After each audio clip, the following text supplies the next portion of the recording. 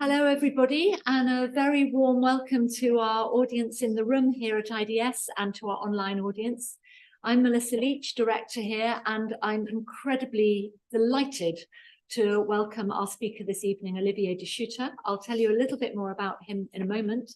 But first, just as a reminder, this is the latest of our Sussex Development Lectures.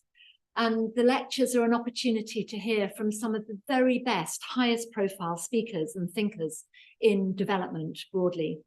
And the lectures are jointly run by the Institute of Development Studies, the Centre for International Education at the University of Sussex, the School of Global Studies at Sussex, and the Science Policy Research Unit.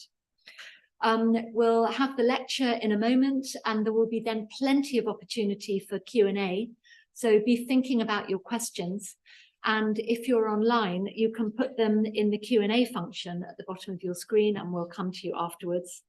There's also a closed captions facility available on Zoom for those who would like it. And I'm hoping that we can have a really engaged discussion about a topic that could not be more important.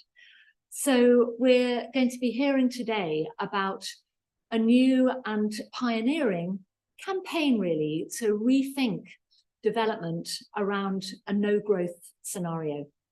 And to talk about this, I'm delighted to welcome Professor Olivier De Schutter, who is someone we've come to know quite well at IDS over the last few years, partly because of one of his roles as co-chair of the Independent Panel of Experts on Sustainable Food Systems, where I have the privilege of working with him.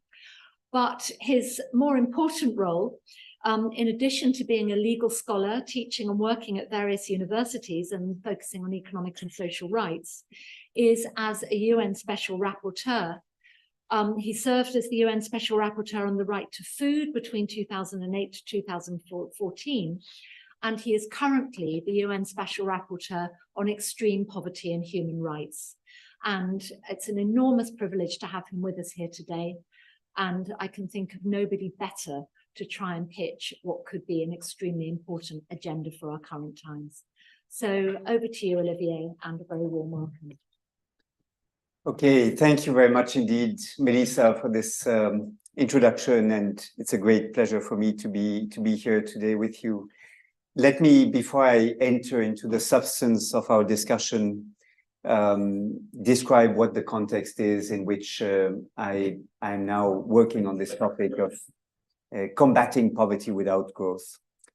As you know, the Sustainable Development Goals define the agenda of the international community for the period 2015-2030, and we will need to invent new development goals for the period 2045, succeeding the Millennium Development Goals of 2000 and the Sustainable Development Goals of 2015. And the search for those new development goals will start next spring, when negotiations on the outcome document for the United Nations Summit for the Future of September 2024 will be launched. In that context, we are trying to bring together a large number of non-governmental organizations, human rights activists, think tanks, independent academic researchers, UN agencies, and governments to think about development without growth. The Sustainable Development Goals still have growth inscribed into them as one tool to achieve the SDGs and to pursue development. SDG 8 is about growth and decent work. And there is even a target that the least developed countries should achieve a 7% per year increase in GDP to encourage them to pursue growth. And our conviction is that we need to think development without having to go through growth as a precondition for everything else. So it is in order to create this alliance for combating poverty without growth that I'm here today, and I would welcome your feedback, your advice as to how this can be achieved, and your reactions as to how the issue is framed today. That is the background, and the debate is, of course, not a new one, but I would like to replace the current discussion against some historical context. You have here the figure of Henry Ford. Henry Ford, who in the 1920s, as an enlightened industrialist, decided to raise the wages in the Ford company based on his idea that each employee of the company should be able to afford the basic 40 car model. And that was why in the post-Second World War era, the model of development we then pursued was described as the Fordist compromise. The Fordist compromise is one in which we choose to grow the economy, redistributing the benefits of growth between the three beneficiaries, workers whose productivity increases should translate into higher wages, the shareholders, the owners of companies, who should be rewarded by the companies being able to make a profit from growth, and thirdly, the state, who could tax both households and corporations in order to finance public services and social protection. So the 20th century was very much about growing the economy in order to redistribute the benefits from increased monetary wealth to those different actors. And there was a strong social consensus behind this that brought together actually the left and the right, the politicians from the social democratic camp who believed in Keynesian solutions to growth, and the conservatives who believed in fiscal sustainability and orthodox solutions, betting on the idea that a business-friendly investment climate would result in increased monetary wealth being created, allowing for redistributive policies to be pursued. So they were disagreeing about how to achieve growth and what to do with growth, but they were agreeing on growth as the key objective. It is in this context also that the GDP was invented as an indicator of growth, and this is Simon Kuznets, who was the economist that President Franklin Delano Roosevelt tasked with designing one indicator that could capture the amount of wealth that was created per year to measure the performance of the economy. That demand was made on Simon Kuznets when the US was trying to recover from the Great Recession in the 1930s. And the US Congress was obsessed with the question of boosting the productive capacity of the US economy. And later, the GDP indicator was associated with the ability for the US to pursue the war economy effort. And so it is in this context that GDP took root. And initially, GDP, the gross domestic product, was an indicator that was not seen as equivalent to an indicator of social progress. Simon Kuznets himself was warning us against the risk that it would be used in that way. But since the 1930s, 1940s, when the GDP was invented, it has become largely the chief indicator by which the performance of a government is measured by the voter, the key indicator by which the performance of an economy is measured, and it has become an end in itself to increase the GDP. That is what happened in the 30s and 40s. And it is at the same time that the economy was stimulated to growth in the 60s and 70s that the first critiques emerged. Of course, initially the critiques were aimed chiefly at the difficulty to reconcile infinite growth with what we now have been accustomed to call planetary boundaries. Researchers from the MIT, led by Donella Meadows and Dennis Meadows, were commissioned by the Club of Rome to identify how the pursuit of growth would be using more and more material resources, producing more and more waste and pollution the ecosystems would be unable to absorb.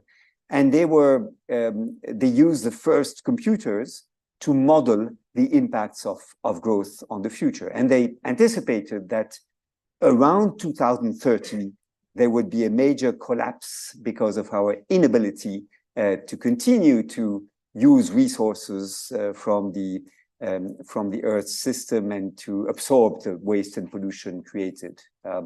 And what is quite remarkable is that although their publication is from 1972, they were remarkably precise in their anticipations. The 30-year update of the Limits to Growth original work of 1972 demonstrates how right they were in the anticipations they made. And this 30-year update was published in 2004, and more recently, just a few months ago, further updates were provided under the leadership of the Club of Rome. So that was the first critique of growth that we heard in the early 1970s. It's about the environmental impacts of growth and our difficulty of reconciling growth with those limits of a finite planet. The second critique was that growth was not necessarily correlated with well-being beyond a certain point, that countries reached in the rich world in the 1950s. The first economist to highlight this was Richard Easterlin. So this is called the Easterlin Paradox, well known, I'm sure, to many of you. And the Easterlin Paradox, that was revived later by a British economist, Richard Layard, who worked on the economics of happiness, basically shows that beyond a certain wealth per capita, around 45,000, 50,000 US dollars per year per person, increased wealth does not translate in better life satisfaction. The Easterlin paradox is that whereas for poor countries, it does promote life satisfaction to grow the economy, and that is true on the left part of this chart here, where the correlation is strong between economic growth and improved well-being. Beyond a certain point, it doesn't make any difference whether we continue to grow, and people are more or less happy depending on other parameters than whether monetary wealth has increased. Now, it is sometimes retorted that although there is no correlation beyond a certain point between economic growth, the growth of monetary wealth on the one hand, and life satisfaction as expressed in surveys on the other hand, that actually in particular societies, the households that are richest, that are wealthiest, express a greater life satisfaction than the households that are less wealthy or have lower incomes. And this is indeed what the surveys also show. In all these countries listed here, including in Britain, which is the orange line here, the wealthiest groups of the population, moving towards the right hand of this chart, express an increased satisfaction in life. So the richest households in the UK express to be happier than the poorest households. But actually, these two charts do not contradict each other. What they basically show is that you are happier if within a particular society in which you live, you rank better in comparison to others. You perform better in the social comparisons, if you wish, with your neighbors and with your in-laws and so on. But you are not necessarily happier if the overall wealth of society increases. And the paradox, in fact, is that some people express greater life satisfaction if they are relatively wealthier in a relatively poor society than if they are relatively poor in an overall richer society, right? So in other terms, what matters to our life satisfaction is how we class ourselves in comparison to other people within the same society in which we live, than whether society in general in which we live is relatively wealthy or not, right? So that is the second concern about growth. It doesn't create happiness, especially when it's combined with increased levels of inequality. The third critique, which complements the second one, comes from two economists that are widely underrated and hugely influential on me, at least, and I think deserve much attention today. The first is Fred Hirsch, who published in 1976 The Social Limits to Growth, and whose key message was that the more an economy grows, the more a society becomes wealthy, the more our consumption patterns include positional goods, goods that are valuable not for what they provide in terms of satisfying needs, but who are valued for the ability they give to the users to classify themselves in comparison to others, right? So the more powerful car, the more spacious mansion, the more luxurious vacation you can take and boast about when you return home and so on. And these goods, these positional goods, are only valuable in so far as they allow you to distinguish yourself from others, to compare better against others, to class yourself in society. And so if everyone has access to these goods, if these goods become more democratically available, they lose much of their value. Think, for example, of education. 30 years ago, when I graduated from law school, it was a very small fraction that then pursued, postgraduate master's degrees. And those who did so, they ranked favorably in comparison to others. Now, everyone pursues those master's degrees, and the value of having a master's degree is much less important than it was 30 years ago. Educational diplomas are typically a positional good in that sense. And the metaphor that Fred Hirsch was fond of using was that of a concert room in which everyone tries to see the pianist better, and everyone tips on his or her toes in order to see better. And at the end, no one sees the pianist better, but everyone is more uncomfortably positioned. So that is what we have when, for example, everyone has an individual car.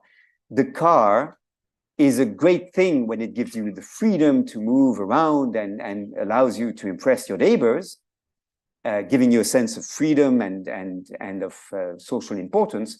But if everyone has a car and uses it to go to work, traffic is congested, the air is polluted, and you don't rank yourself in comparison to others. And in fact, in more and more cities, it is now frowned upon to have a powerful car when there are, public transport available. So that was a contribution of Fred Hirsch, the social limits to growth, right? And the message was, if everyone benefits from growth, similarly, basically the benefits for each individual is cancelled out to a large extent by the fact that others benefit equally. Tibor Skitovsky was an economist at Stanford University. He published The Joyless Economy in 1974 after he retired. I like him a lot. He was one of the first economists to use the neurosciences, then very much in their infancy, to study economic behavior. And he looked at what really provided us satisfaction and whether the economists were right that material consumption was a source of felicity, happiness. And his overall message is that what gives us happiness, what gives us satisfaction, is not to have all our needs met, right? You are not hungry, you are not thirsty, you are not, cold because your apartment is well heated. That is not what makes us happy. What makes us happy is the change of conditions from being hungry to being fed, from being thirsty to having been able to drink and not being thirsty anymore. So the change of condition, and also the excitement of novelty. What makes us happy, for example, is to move from 40 miles per hour in the city to 80 or 90 miles per hour on the highway. That acceleration gives us satisfaction. But to be for 10 hours speeding at 90 miles per hour is not very interesting. In fact, is very boring. And so what Skitovsky was highlighting is that what we really are seeking to achieve is new forms of excitement, new experiences that make our lives more interesting, and that allows us to go through ever more exciting stages. So it's not just that we seek to satisfy our needs, is that we pursue novelty. And I personally believe that our incredible tolerance for planned obsolescence of consumer items, for example, has much to do with the excitement we have when we have this new car, when we have this latest generation of the smartphone, or when we visit ever more exotic places. And that is why we are never content with what we have. And the intuitions, really, of Tibor Skitovsky are confirmed by the latest advances in the neurosciences. The book by Robert Lustig, The Hacking of the American Mind, is one that summarizes the research in this regard. Now, Robert Lustig is someone whom I met when I worked on addiction to food and to sugar in particular. He was, in 2007, 2008, one of the first scientists to show that sugar is actually addictive. So we crave for sugar and more sugar as if possible, and companies know this. And his work now is on addictions in general. And he shows how corporations have been able to hack the American mind, as he describes this, by convincing us that we need to permanently experience new things and move to higher levels of excitement with novel consumer items and consumer experiences. So this addictive nature of consumption is what Robert Lustig, in fact, highlights, showing that as we stimulate the dopamine which is what we stimulate when we go through new experiences. We don't allow the serotonin neurotransmitter to work as effectively, so that the more we seek excitement, the less happy we in fact end up being. So all these are critiques of the idea that growth is what we need in order to be happy. However, at the same time that these critiques are being made in the 70s, growth becomes necessary to governments because that is the answer to the economic crisis. That starts, of course, with the oil shock of 1973, itself the result of the Yom Kippur war of that year. And the crisis led to mass unemployment, thus leading to higher public deficits because governments must pay unemployment benefits, and they must grow not only to reimburse that debt, but also to create jobs for those made jobless by the crisis. So 1973 and the first oil shock is a key turning point when governments become themselves addicted to growth. For macroeconomic reasons, they need to pursue growth as the only way to ensure that public finances will be able to sustain the moving away from the crisis. And so the story that was sold then to the general public is that GDP growth should be pursued by different tools, including the flexibilization of labor and the intensification of work, the facilitation of trade and investment, globalization, and the introduction of labor-saving technologies to improve work productivity. All this is meant to stimulate growth. And that is seen as useful because it allows wage increases, it allows to finance public services and social protection, it allows to create jobs, and it allows to finance environmental policies, including investing in renewable energies and so on. So growth, if you wish, is the means allowing these desirable ends to be achieved. And these are the tools by which growth will be pursued. The reality, however, is that the impact of growth have not been those that we had anticipated and had hoped for.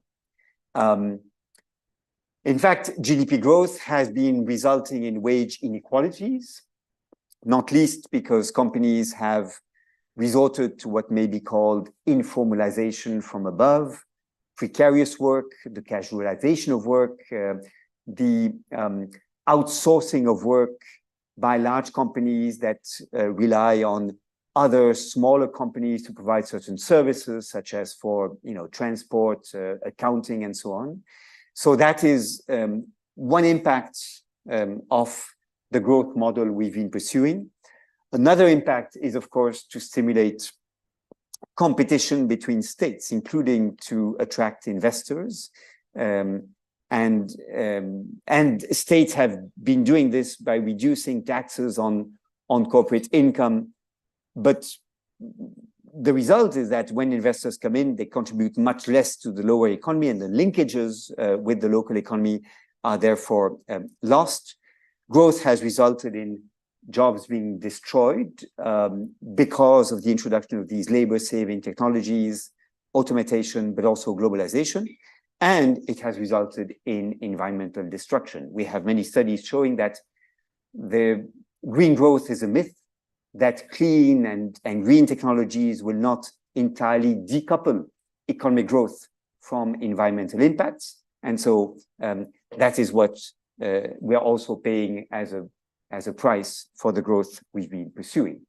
And one way to illustrate this is to link, of course, human activity with the Earth systems.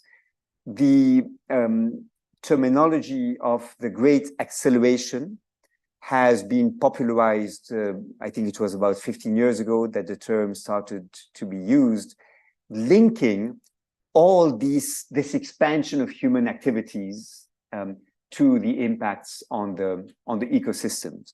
So, of course, we don't have time to go through all of them, but demographic growth, the growth of GDP, the increase of foreign direct investment, globalization, the increased use of energy, and so on, are linked in this process to waste and pollution, to the overuse of resources, basically to the pressure being exercised on the ecosystems. And it is since 1973, 1974 that we are living beyond our means, that the biocapacity of the planet is being exceeded. We extract more resources than the Earth provides, and we dump more waste, more pollution than the ecosystems can absorb, right? So that is what is now the concern of Earth scientists. I'm going to pass on this. I don't think it's necessary.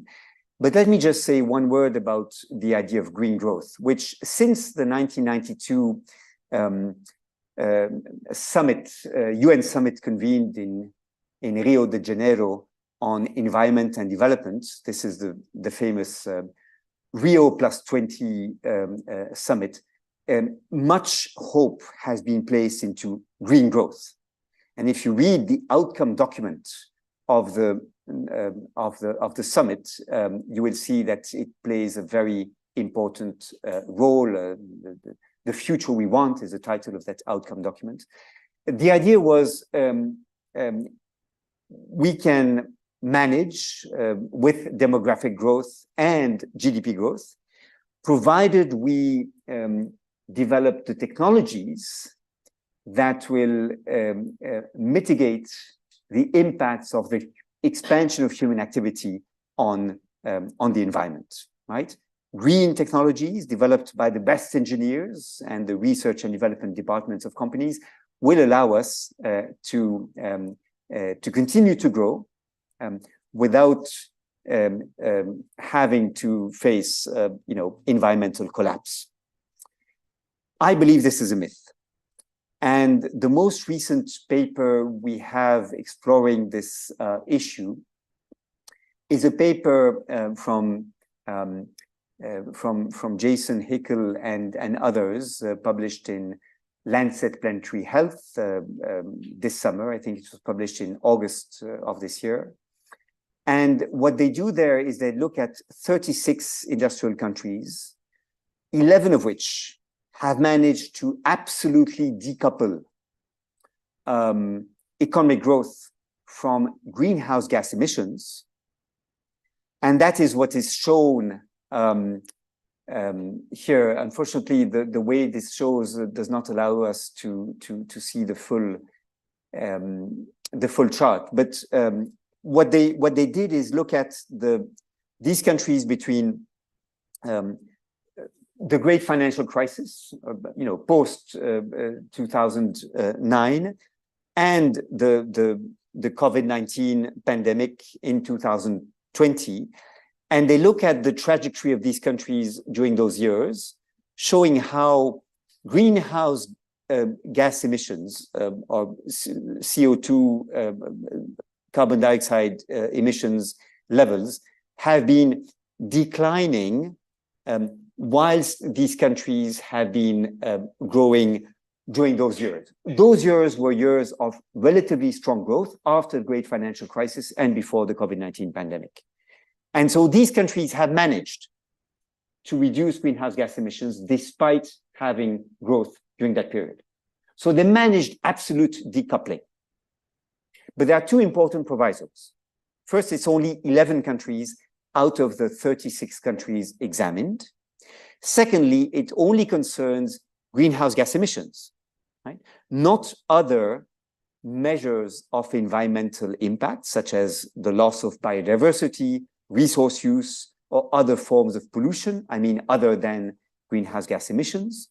And thirdly, the business as usual trajectory would be the red line here. But if we want to remain within what the Paris Agreement commits to, in other terms, a stronger reduction of greenhouse gas emissions taking into account equity considerations between North and South industrialized and developing countries, we would need much more significant reductions of greenhouse gas emissions that are shown on the blue line here, right? To put it in a nutshell, absolute decoupling has been achieved by a handful of industrialized countries using green technologies in recent years, allowing them to reduce greenhouse gas emissions despite GDP growth continuing. But that has not been true for the large range of countries. It's only been true for greenhouse gas emissions, not for other environmental impacts. And whatever decoupling has been achieved is certainly insufficient to achieve the objectives of the Paris Agreement on climate change, taking into account equity considerations between North and South, right? So that's a long way of saying that green growth is something we should continue to pursue, obviously. We must introduce and use clean green technologies, but that will not save us, and we should not put all our hopes into the feats of engineers. Moreover, in the name of growth, we've been pursuing policies that have proven to be counterproductive. In other terms, those policies that we've been pursuing in order to achieve growth have created the very social exclusion that growth was meant to allow us to avoid and to mend. And I'd like here to refer to the work of Branko Milanovic, whom, as you know, is the economist that has perhaps studied in the greatest detail the evolution of global inequality, particularly in this book of 2016 under this title. The work of Branko Milanovic is summarized in this chart that is known as the elephant curve. That was widely popularized when he published his book in 2016. And it's a graph that is extremely, I think, useful in the debates on the impacts of globalization. What did Branko Milanovic try to do? He looked at the period between the fall of the Berlin Wall, roughly 1989, and the great financial crisis of 2008, 2009. So roughly 20 years of very significant globalization with trade liberalization and a very significant growth of foreign direct investment, linked to, of course, the shift to the market economy for many formerly socialist countries and the expansion of trade deals during this period. And Branko Milanovic asked, what were the impacts of those almost 20 years of globalization on incomes in the world? And whereas most scholars, when discussing inequality, look at either inequalities within countries, within societies, or inequalities between countries, Branko Milanovic sought to treat the global population as if it were one single country, right? So he took the now 8 billion people, dividing them in percentiles that appear here on the horizontal axis, and he looked at how the incomes had evolved, right? So to be clear, you can find, the wealthiest oligarchs in India here, and the very poor Indians from the Punjab or Orissa here. So it's the world's population from the poorest percentiles to the richest percentiles. And on the vertical axis is how did incomes evolve during those 20 years. The overall conclusion is that, in general, globalization has benefited people because the average incomes in real terms increased by 24%. Although this is not something you see on this chart, this is the average increase. But some people benefited much more than others. Who benefited the most? Well, that's the back of the elephant, right? China, Eastern Asia, India are here.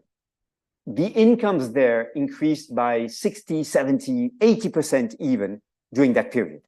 Globalization benefited those populations the most. Others did not benefit much. The poorest amongst the poor could not benefit from the opportunities of globalization. They were left behind, disconnected from markets, from technologies, unable to join global supply chains. Their incomes stagnated. And the least qualified workers in relatively rich countries, right, who are at the right end of the scale, their wages also stagnated, right? And at the same time, the richest groups in the global north had their revenues increase significantly. So if we want to understand why people voted in June 2016 to leave the EU in this country, or why they voted for Donald Trump 5 months later in the US, that is probably the explanation, right? These workers experienced the threat of or experienced globalization and automation as threats. They felt they were becoming redundant.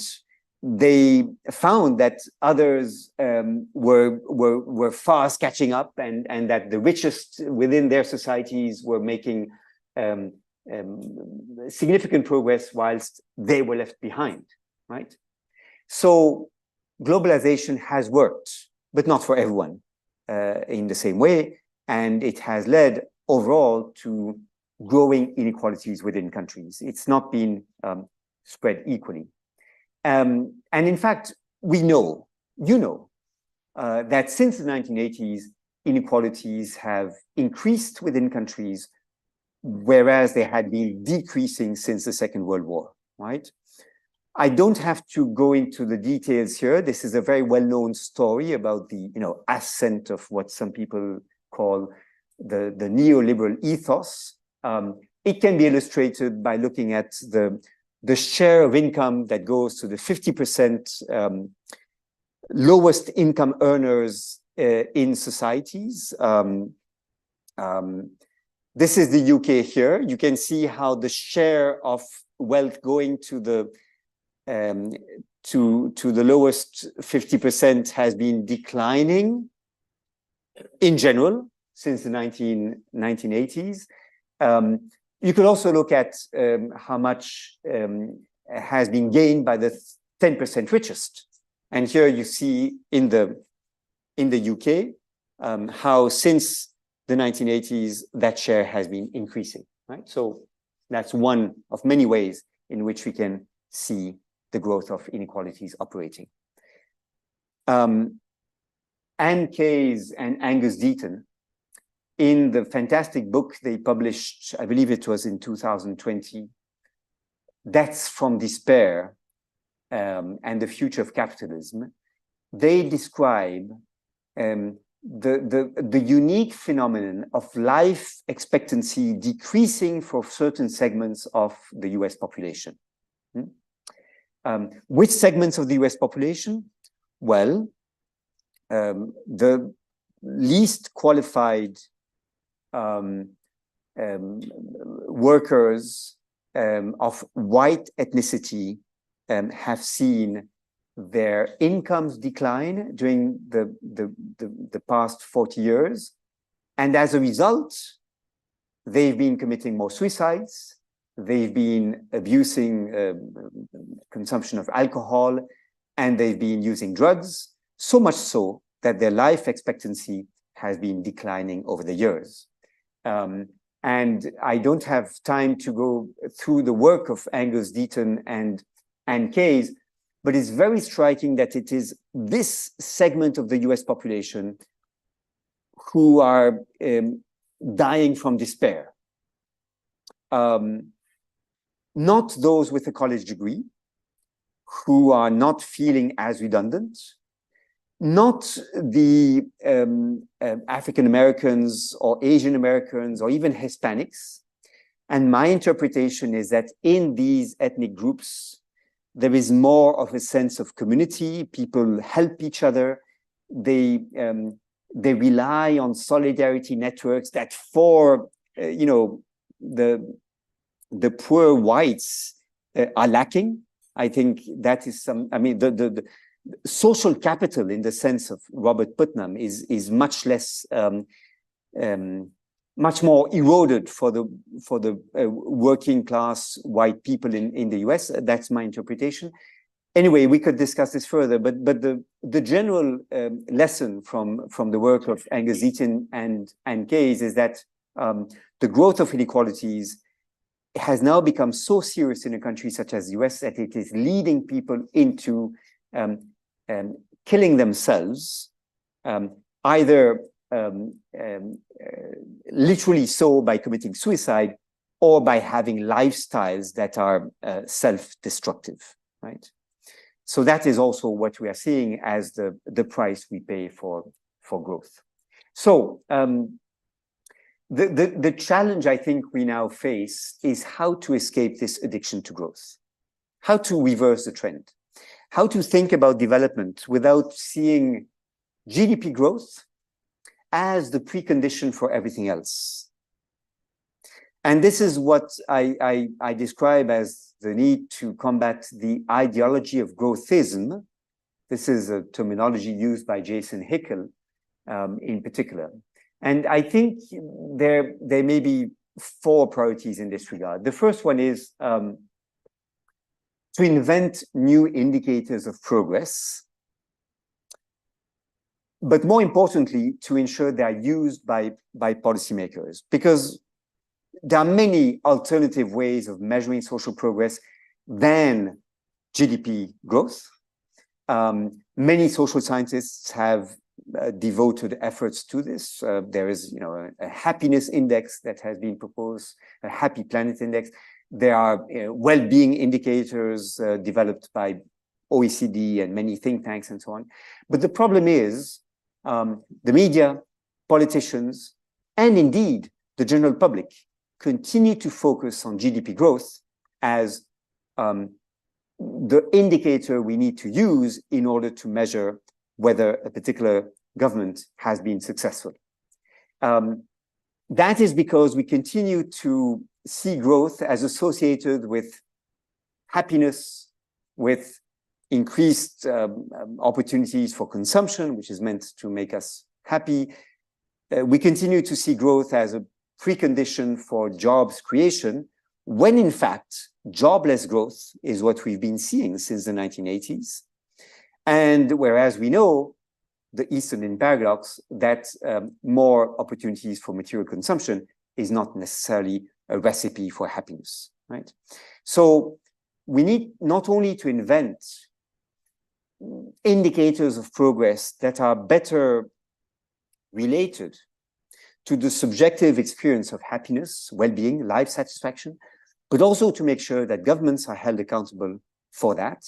And I now commissioned a paper to researchers on which governance tools could be most effective in ensuring that those alternative indicators of progress can be more frequently used in the media, in politics, by the general public in order to hold governments accountable. And I take one example. In the UK, you have one climate change commission that was set up to monitor the performance of the UK in reducing its greenhouse gas emissions. It's an independent body of scientists, and it has been quite effective in holding the government to account, right? To remain on track with its greenhouse gas emissions targets. And I think we need the same kind of device, independent monitoring, improved accountability for alternative indicators of progress beyond GDP. So that's the first, I think, tool we should have in mind. The second objective is to accept that countries are in different positions, they pursue different development pathways, and it is legitimate that they dedicate their efforts to different objectives. And so what we need to do is to acknowledge that difference and understand that each country has a different development agenda to pursue. One convenient way of picturing this is to use Kate Raworth's donut economics sort of model. You are familiar with this, I'm sure. If you're in this room, you are familiar with the donut economics approach that uses the planetary boundaries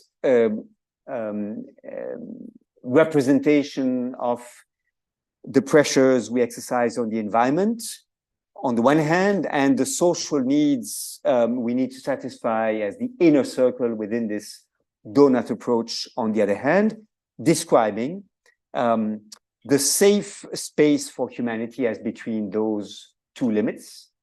We need to pursue social progress, but to remain within planetary boundaries is the basic message. I admire Kate Raworth. I think she has a very powerful way of providing us with the metaphors that work and strike the imagination. What, however, I have reservations about is that this donut approach creates the impression that there is a sort of trade-off to be found between social well-being and social progress on the one hand and environmental boundaries on the other hand. And I believe there's no trade-off here. I believe we only can prosper and experience well-being if we live in peace with the planet. And I think we need to find development pathways that do not sort of strike a compromise or balance between the two, as if more well-being were necessarily more impactful or were to translate into measures that were most impactful on environmental on the environment. We can do the two at the same time is my belief, and perhaps for this reason this picture is a bit misleading, but it's useful, and it certainly has been effective in pressing the message. Now, globally speaking, as you know, we are failing at remaining within this safe and just space for humanity. We have exceeded 6 of the 9 planetary boundaries identified back in 2009, and we are failing in providing the satisfying social needs, globally speaking. But not all countries are performing similarly. Take 2 extreme examples. The US is exceeding almost all planetary boundaries, and to a very large extent. This is why they have these, these red signs that are flashing up, and they are doing pretty well on social outcomes, except for gender and other forms of equity. And the other extreme is Malawi, that is not exceeding any planetary boundary, but is failing to provide, to satisfy the basic needs of their population and to ensure well-being. Of course, the wealth or the income per capita is $1,500 per year per person in Malawi, a small fraction of the income in the US, which is $64,000 per year per person. In between, you have other countries. Of course, I pictured the UK here because we are in the UK, which is not performing as badly as the US in terms of remaining within the planetary boundaries and performing relatively better in terms of social outcomes, but of course, significant improvement could be made here. This is China, with a revenue income per capita of 17,000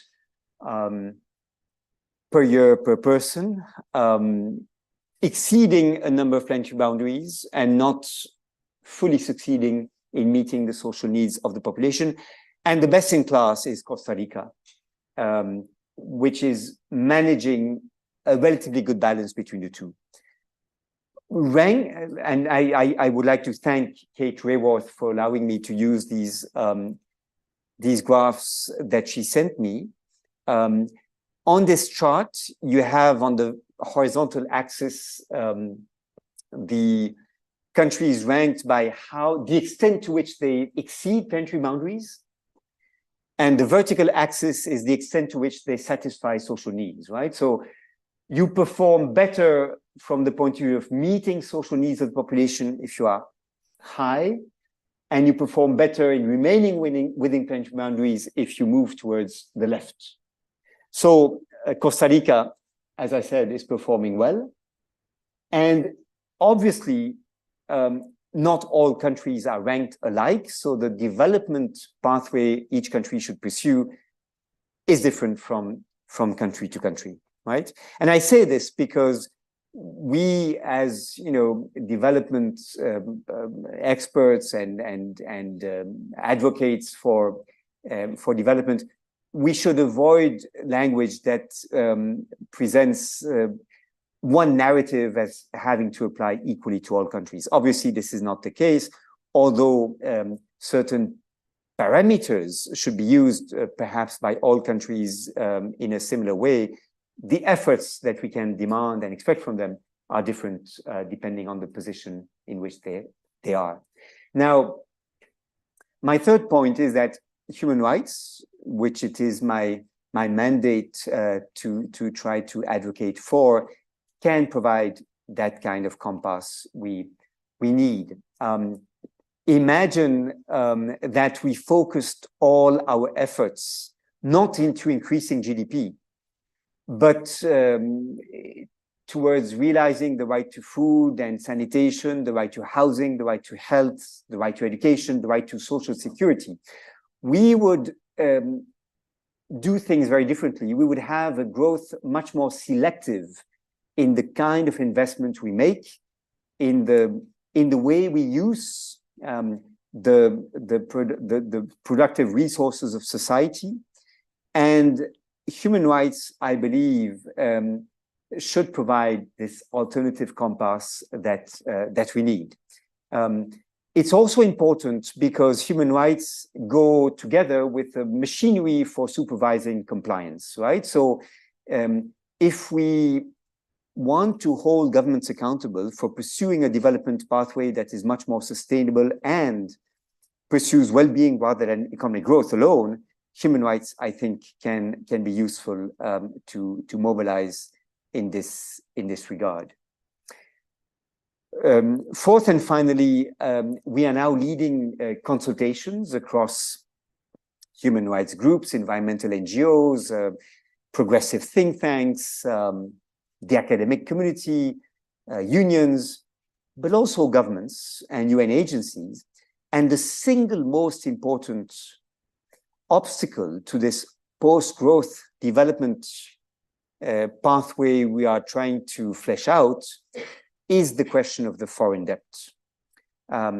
Heavily indebted countries who need to reassure their creditors that they can still be trusted to reimburse their debt if they are provided with new loans have no choice but to grow in order for the service of the debt to be sustainable and in order for them to again, reassure the creditors that they will be able to reimburse whatever money they can be lent in order to invest, hopefully, for the benefit of their population.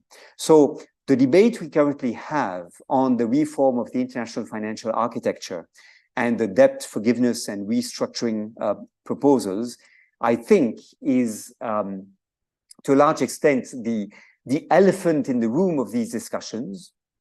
And this is also why the IMF and the World Bank have such an important role to play in this dialogue. Unless we tackle this issue, growth will still be indispensable for heavily indebted poor countries whose trustworthiness is still questioned by the financial markets. So that doesn't make our task easier, but it makes it at the same time even more intellectually challenging and I believe important. And I say this with great humility. So that is what we are pursuing. I of course look forward to your reactions and questions. I'm here to learn from these questions, since this is only starting now. The hope is, however, that by September 2024, in almost 1 year's time, we will be able to advocate across many organizations, social movements, and academic experts for a view of development that does not believe or rely on growth as a precondition for everything else. Thank you.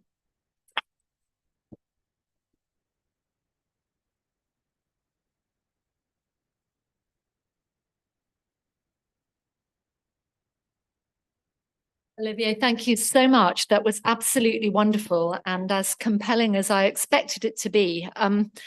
So we've got just about half an hour, and I suggest that with no further ado, we open this up for questions and for comments. And I will take perhaps a few from the room first, and then go back to Olivier, and then maybe a group from our online audience. So if our online audience could be putting their questions in the Q&A. Let's start in the room. Gautier? Put a mic going around. Lovely.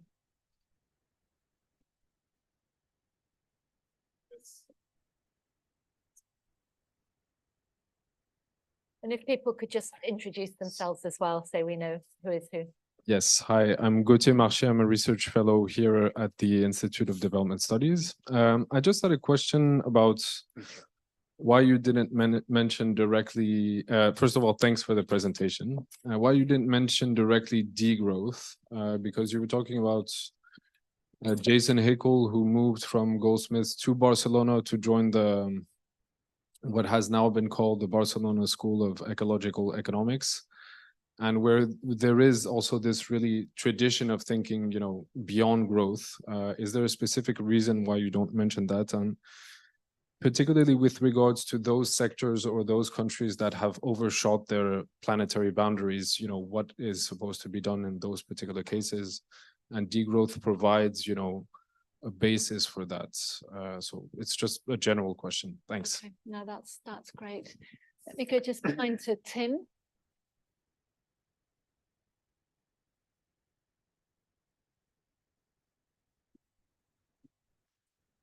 Hi, thanks, Olivier. Tim Foxton from Science Policy Research Unit, SPRU at the University of Sussex.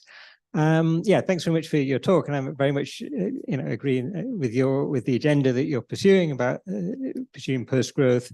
I guess related to the previous question, in a sense that the challenge for richer industrialized countries, which obviously are still, predominantly pursuing the ideology of growth.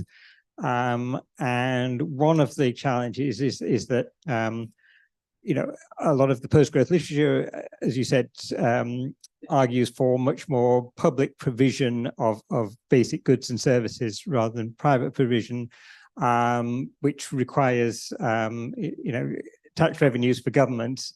And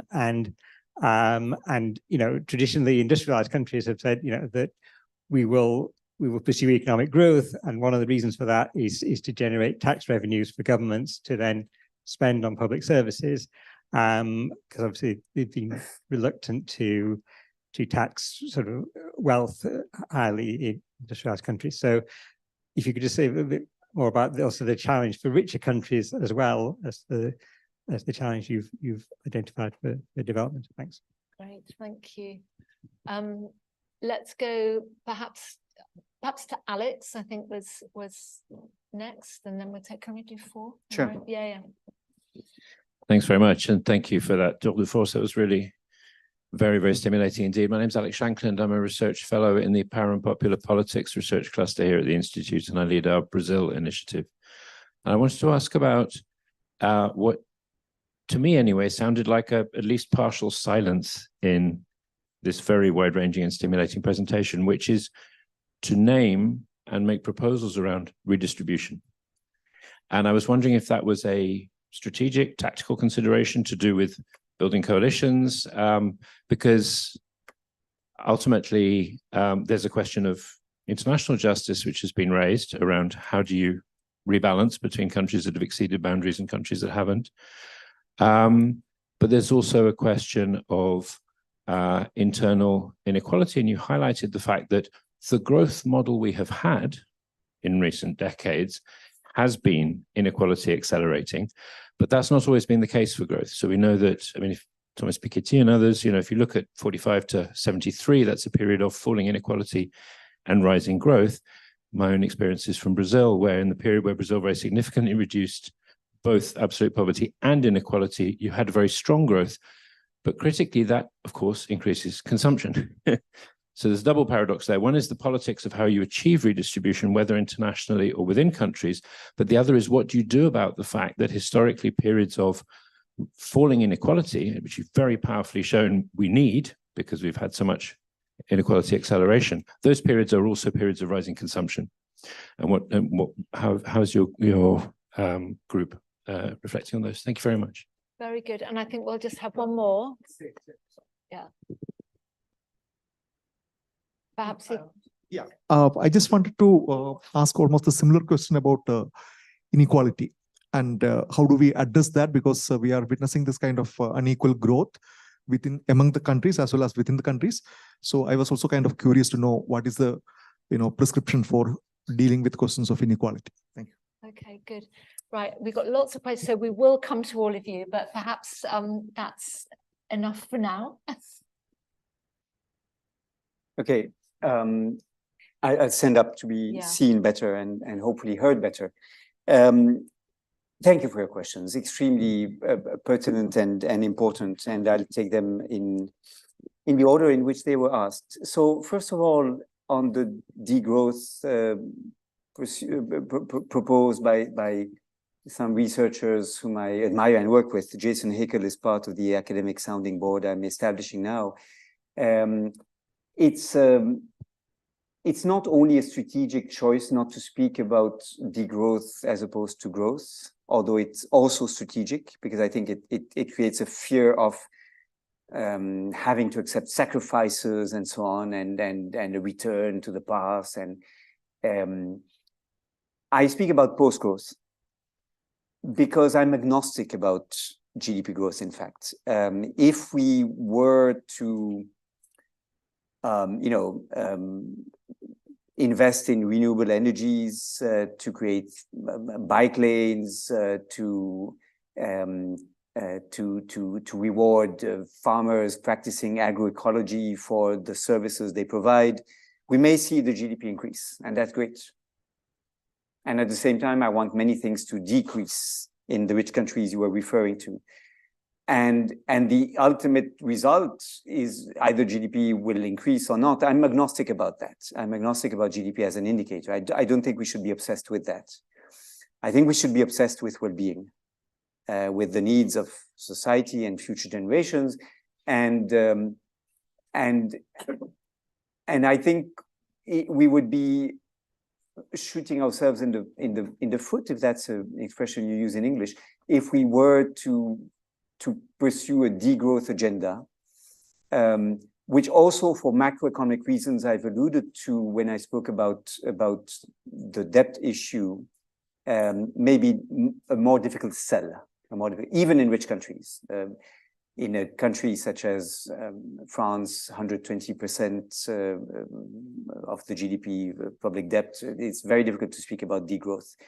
So better to ask if the objectives we've been pursuing until now, that we thought were good means to make people happier, are worth still being pursued, right? So but I thank you for your question, because I'm looking for the right framing, and I'm not sure whether I should speak more about poverty reduction or enhancing well-being or ensuring that people can flourish and be, or the capabilities, vocabulary of Amartya Sen and so on.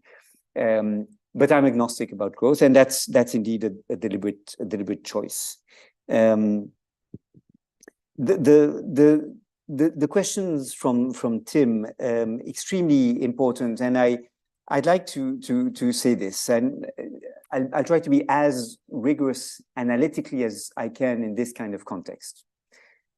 You mentioned quite rightly, yes, there you are, that part of the ingredients we need for a post-growth development approach is to move from the private provision of goods and services based on increasing purchasing power and allowing people to buy from the market what they need to satisfy their needs, to public provision of goods and services, but that requires to fund public services and thus to raise taxes. And how do you raise taxes if you don't have growth? That is the conundrum. My answer is, we certainly need taxes, but we may wish to shift the taxes from taxing labor and corporate income, because as long as you do that, you need people to work more, and you need corporations to make more profits. Otherwise, where do you get the money from? To taxing, for example, the ills of the economy, the emissions of greenhouse gases, taxing wealth, property, more than work, more than income. And so we do need to link this debate about post-growth development pathways to a discussion about taxation and where the money comes from. But I agree, I've not mentioned this in my short presentation, lack of time perhaps, but I agree it's certainly important to think in those terms. I think the welfare state has been largely designed based on the assumption that growth would allow to finance it infinitely. That is an assumption we must drop. We should save the NHS. We should provide people with unemployment benefits and so forth. Of course, trust me, I've been defending this for many years. But we need to change how the welfare state is financed, I believe, and we need to be able to finance it without depending on infinite growth. Otherwise, we'll just fail, right? But that's the macroeconomic challenge. And it brings us, of course, to Alex's question about redistribution.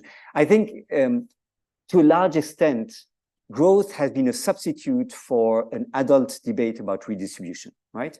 It's because we wanted to avoid scaring people with robust redistributive processes that we spoke about growth, lifting all boats, and thus no need to redistribute. You are poor, but don't be so unhappy, because you will benefit from general progress, and the lives of your children will be better than your own. Now we have to face it. Redistribution needs to succeed growth as a means of improving the lives of people in poverty, right?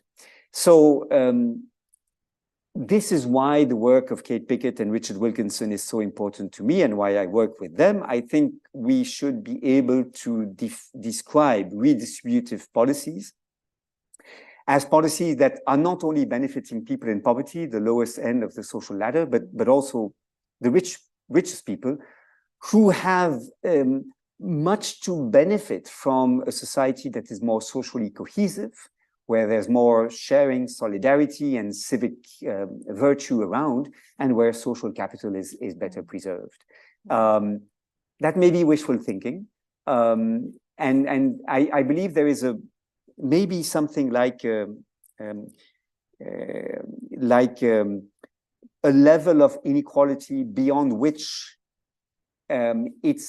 it's very difficult to convince people of the benefits of a more equal society, because they enjoy so much the privileges they have, right? not just in terms of the comfortable lives they can lead, but also because it allows them to class themselves much better than others. So we may have reached that tipping point, I fear, in some societies, including this one. I say this with great respect for the UK, and so this may be wishful thinking, but that's certainly the task ahead. Redistribution, more equal societies, is essential for at least two reasons. First, because the more we are in unequal societies, the more consumption patterns are driven by the desire to position yourself vis-a-vis your neighbor, your in-laws, and so on. I alluded to this already. Conspicuous consumption, as described by Thorsten Veblen, is, of course, the most extreme version of this.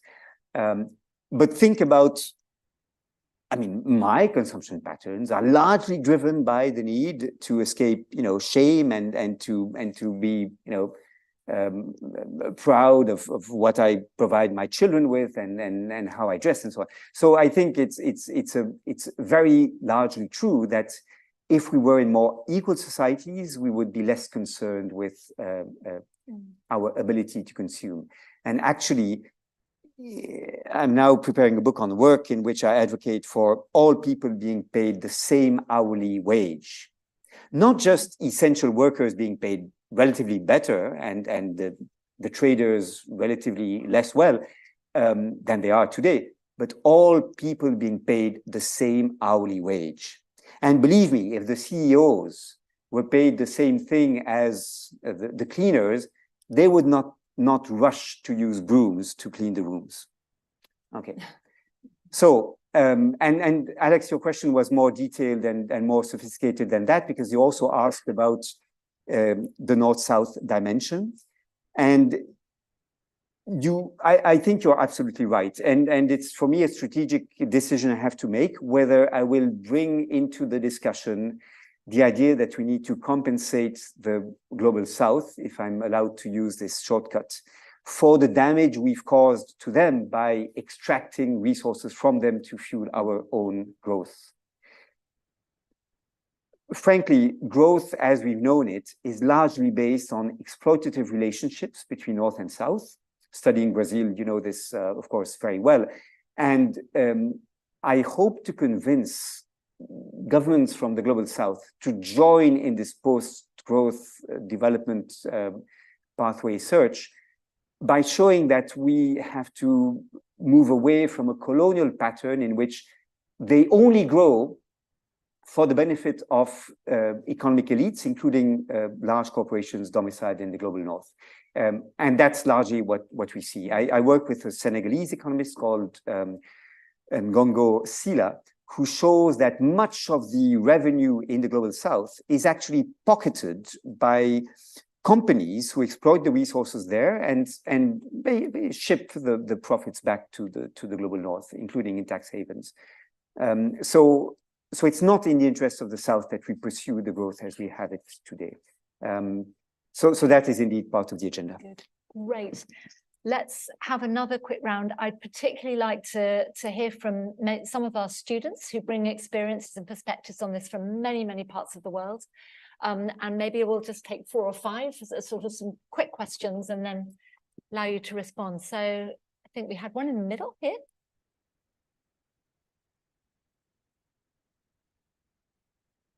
Thank you, Olivier, for a really inspiring discussion and conversation. My name's Katrina Dujon. I'm Director of Strategy and Impact at Tear Fund, which is a global international humanitarian and development organisation.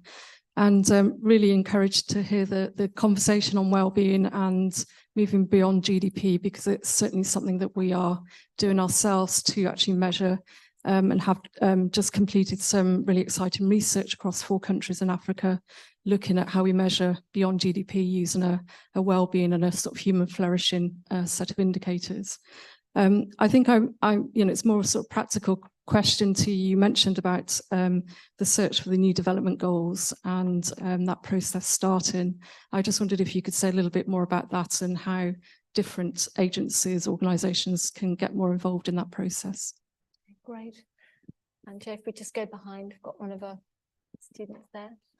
Good afternoon. Thank you. Two questions in one. The first one is that one of your conclusions was to make indicators of progress work. So how do you propose this to happen? And in fact, because of an assignment here, I've been studying the case of Chile.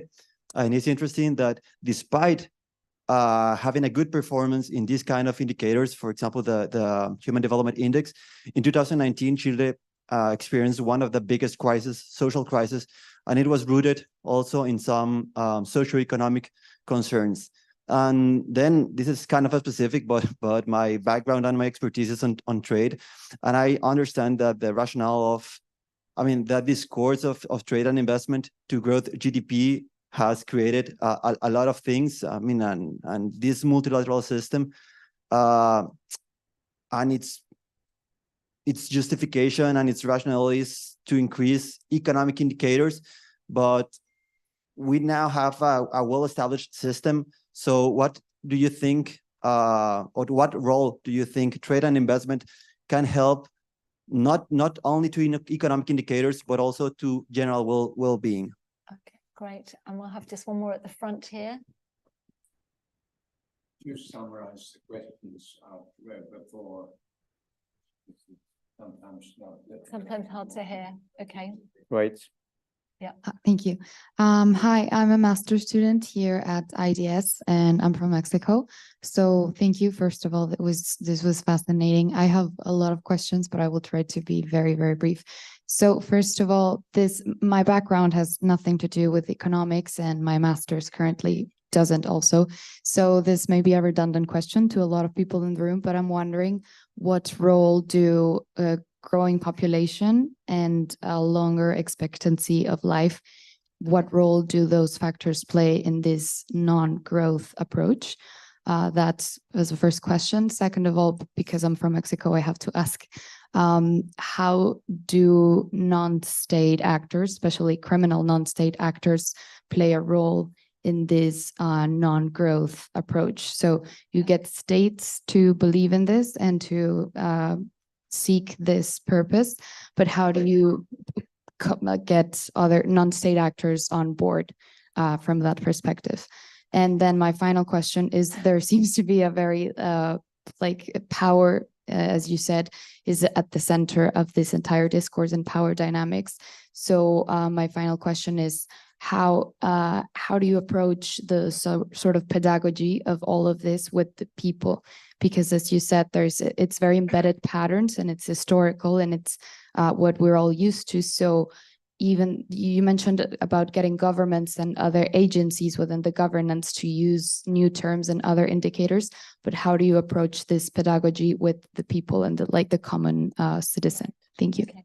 That's a lot of questions, but I can't leave out our online audience. So I'm going to ask Manuel, can you just pick one, brief one? Okay. So One or two. One or two. One or two. Okay. There's a question on the role of the military in growth expenditure with its impact on the environment, which is a critical factor left out of debt statistics. And then another question is regarding the need for debt forgiveness. Could you please elaborate on the potential role of decolonization and the payment of reparations from formerly colonizing states? Okay.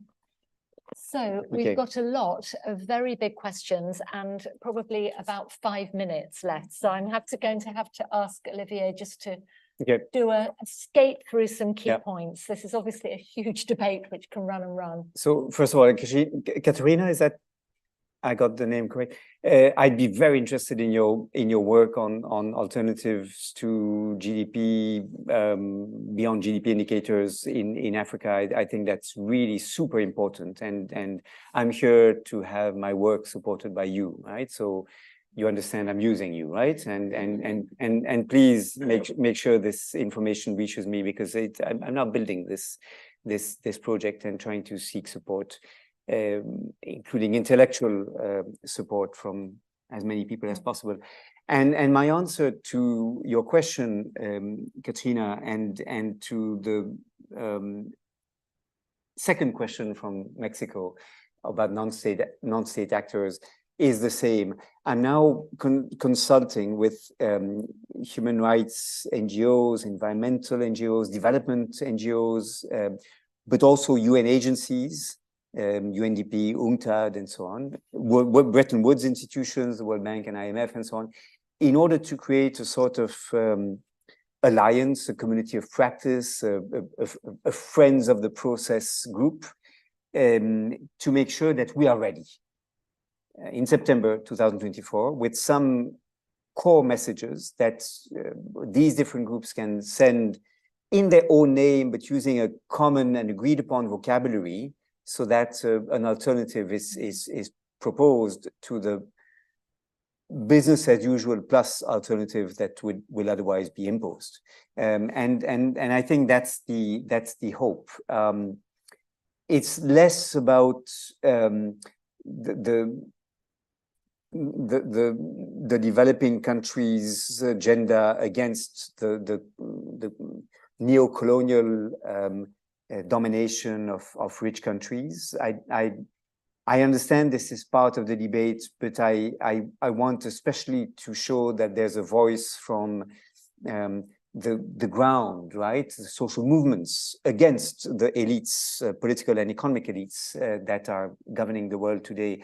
And that is what I would like mostly to emphasize. And even the countries who nominally are benefiting from growth, the populations are not necessarily benefiting. And the example of Chile, my friend, is a very good example. Chile has had actually a quite stellar performance looking at GDP growth and looking, as you rightly note, at Human Development Index measures of improvement. But the levels of inequalities and of frustration have been increasing at the same time. And that's why the 2019 quasi-revolution started. So there is this gap between what those macroeconomic indicators show and what people experience in their daily lives. And I suppose part of the discussion should therefore also be how to democratize societies, not just the state, but also societies, how to make sure that the economy is more democratic, in the sense that strategic decisions within companies should be taken with the needs of communities and workers being much better recognized and playing a much greater role. So these are some answers to some of the questions. On trade and investment, returning to your question from Chile, I'm not against. I just think that the lack of social and environmental conditionalities in trade and investment facilitation policies has been a problem. And I think globalization can work for human development, for sustainable development, but it needs to be a form of globalization that rewards the countries that do the most to invest in social protection, to nurture the environment, to reduce inequalities, rather than rewarding the countries who lower wages in order to achieve cost competitiveness on global markets and allow their forests to be destroyed and the ecosystems to be threatened in the name of being competitive on global markets again. So I think, and it so happens, I wrote a book in 2015 on trade in the service of sustainable development, defending this idea, and the introduction by the EU of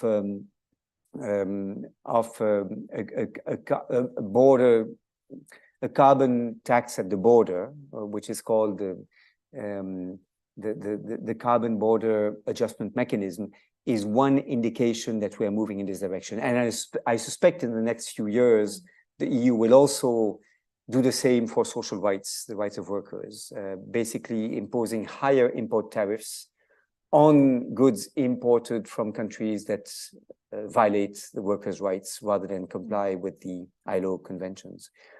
But it's a delicate debate, I know, but it's one I think we need to have, and we can make it work, trade and investment, much better than it does for the form of development we feel would be more inclusive.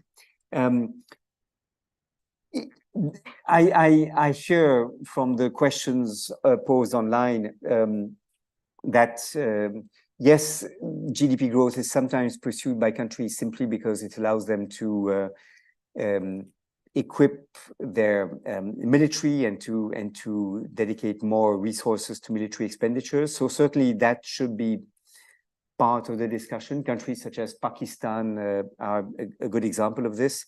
And the Committee on Economic, Social and Cultural Rights, for example, in the UN, has tried to develop a sort of analysis of how public budgets rank priorities to put pressure on these countries to make other choices. But I agree, it's certainly part of the concerns I should take into account.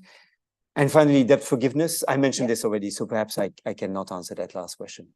I think we're probably out of time. I mean, anyway. This has been an amazing lecture and conversation. It's one that fits squarely within a lot of the thinking we're doing here at IDS with partners and colleagues and students and staff alike around recasting development, around notions of development that do not put growth at their heart, but actually are prioritizing well-being and sustainability and tackling inequalities.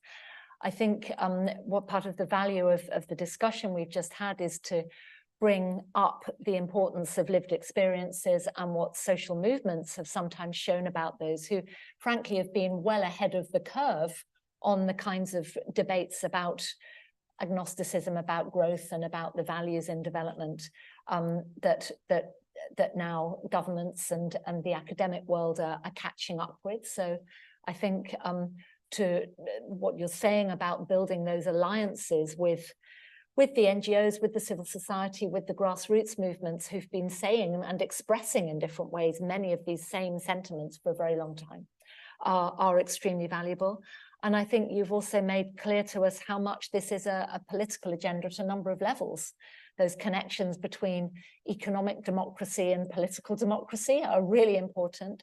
And there are clearly a great deal of questions to do with politics and power in bringing on board this rethinking that is also old thinking. And I think the value of looking back at those debates and seeing where the always contested concept of growth has come from and where it's gone, but then refreshing those for the moment that we're in at the moment has been enormously valuable. So please join me in a round of applause for Olivier right now. Sorry, I did have a rather fundamental question. I'd love to get your answer. You've rather focused on consumption as a source of happiness and so forth. I wonder about giving as a source of happiness, because if you look at the family or the community, I hope IDS, giving rather than consuming is a key part of well-being and happiness. Sorry. All right. And sharing. Yeah. I think when I alluded to social capital, I was thinking in particular of the of building the health of communities around the idea that people have something in common that will facilitate sharing practices. And I think we spend lots of energy and time on physical capital, whether it's natural or artificial, on financial capital, but we should spend much more time on social capital in the meaning of Robert Putnam. And I think giving is part of this. Yeah, very good. So now